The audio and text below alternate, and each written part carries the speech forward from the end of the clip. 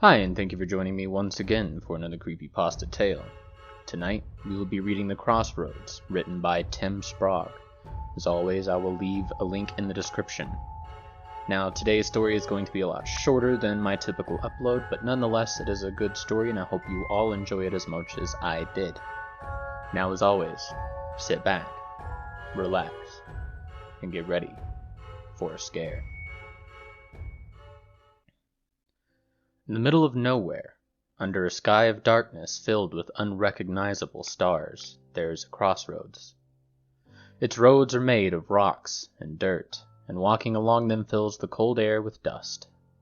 Brown, brittle grass covers the sides, making it difficult to see where the road ends, and the battered landscape around it begins. There is silence at this crossroads, and the only sounds are the ones that you bring with you. At the northeast corner is a small cemetery. The dozen or so wooden markers have cracked and crumbled over the years, and the names that once adorned them have long since faded. Those poor souls that are buried under the dry ground have been anonymous for longer than any of us have lived, and they will remain that way long after you and I have joined them below. On the northwest corner are the barely visible remains of what was once a path leading to a large crop field. At the center of this field are the ruins of an old farmhouse. The family that had built it had seen it as their greatest accomplishment, their reward for decades and decades of struggle, suffering, and toil. There had been happiness in that house, laughter and love had filled its walls. But in the end, those same walls had echoed with unanswered prayers and horrified screams. They had been covered in thick blood and sticky gore. With the family gone, the farmhouse had been left to rot, and that rotting continues still. The structure's bones look out over the crossroads like a gaping, malformed skull. The other two sides of the crossroads are filled with fields. The color is not the cheerful gold of wheat before harvest, but instead the yellow of dead plant matter. The fields extend far beyond the limits of human sight. They are vast seas of a lifeless decay. The roads extend in different directions, each stretching towards a different point on the compass. These roads lead to everywhere, and they lead to nowhere. A young woman, barely out of childhood, once stumbled out of a dingy apartment building in the bad part of Chicago. She had done something bad. Something that she couldn't see any way to come back from. All she could think of was escaping, fleeing into the night to leave behind what she had done. The red stains on her dress and a cocktail of narcotics pumping through her veins, she stumbled down the concrete street and under a rusting metal bridge. Less than an hour later, she hung 3 feet off the ground inside the remains of the farmhouse. A broken piece of timber from the first floor ceiling shoved through her mouth and out the back of her skull. Her glassy eyes were wide and her pale skin was covered in deep scratches. Blood dripped in thick droplets from her many wounds until her body had nothing left to give. It pooled underneath her as it soaked into the old wood. There was a day when a lawyer in Tallahassee was feeling particularly proud of himself. He had just got one of his more affluent clients released from jail without the client even being officially charged. The client had been extremely grateful, and he made sure to show that appreciation in the form of a large payment. Never mind that the client had confessed to the lawyer that he had indeed committed these crimes, and that the crimes in question had been despicable acts involving children, but none of that was important to the lawyer. What was important to him was the increase in both his bank account and the bragging rights the performance gave him over his peers. Thinking of the things he would do with his new financial windfall, the lawyer left the courthouse and walked down the sidewalk. It was a bright, sunny day, and he took a deep breath of the nice, warm Florida air as he allowed a self-satisfied smirk to spread across his face. He turned the corner and looked down as he retrieved his cell phone from his suit jacket. That cell phone eventually ended up deep in one of the dead fields south of the crossroads. Its screen cracked and the back snapped off.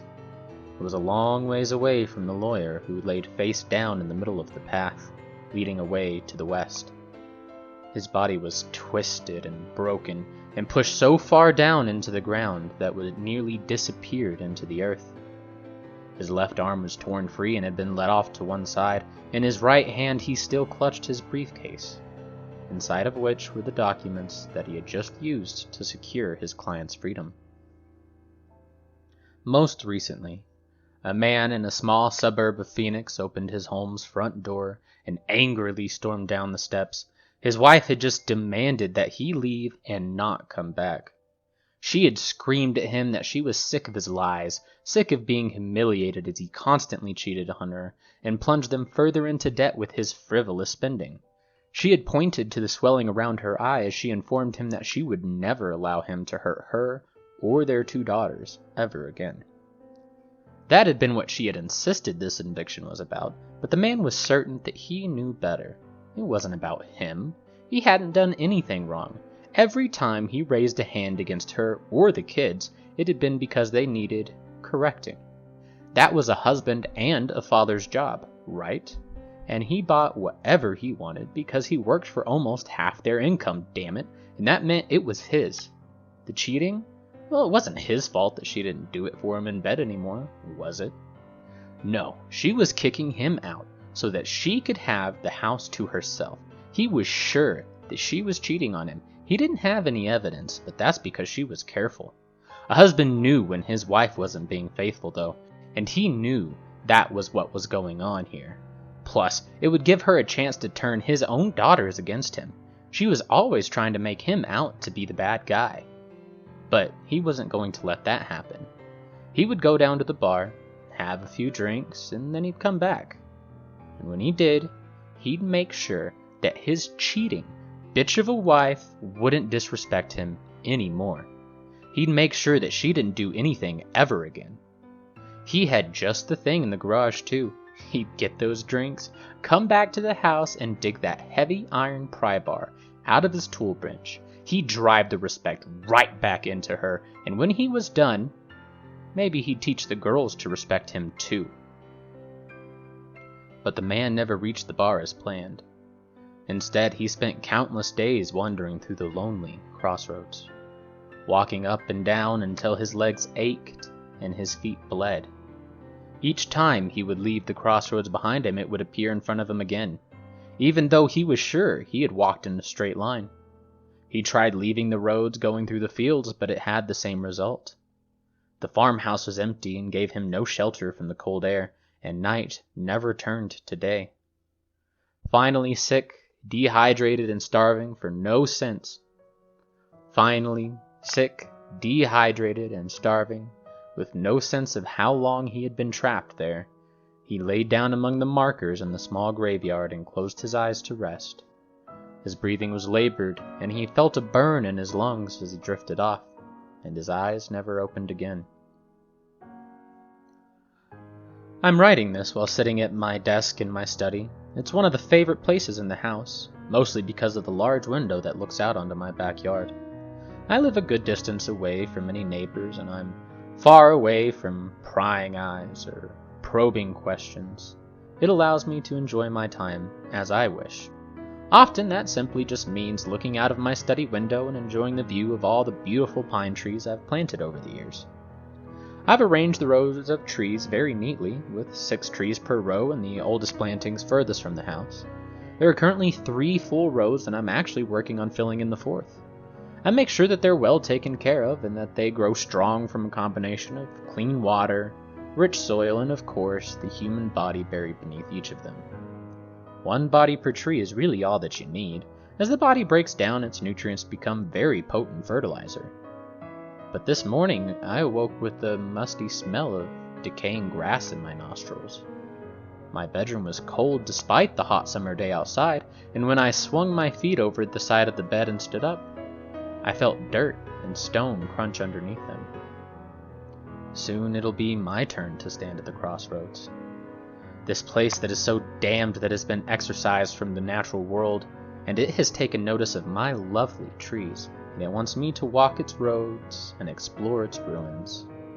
It has chosen me to be the next to satisfy whatever it hungers for. It's an honor, in a way. My sins are great enough for the most unholy of places to take notice. After it's finished with me and its hunger inevitably returns, I wonder who will be next. Another killer, perhaps. Maybe a drug dealer whose bags of poison take the lives of addicts. How about you? Are your hands clean? Or do you wring those hands as you're racked with guilt of the thoughts of what you've done? Is your soul free of sin, or stained dark with it? Are you ready for it to be your turn at the crossroads? Again, that was Crossroads by Tim Sprague. Very cool, short story. I hope you enjoyed it.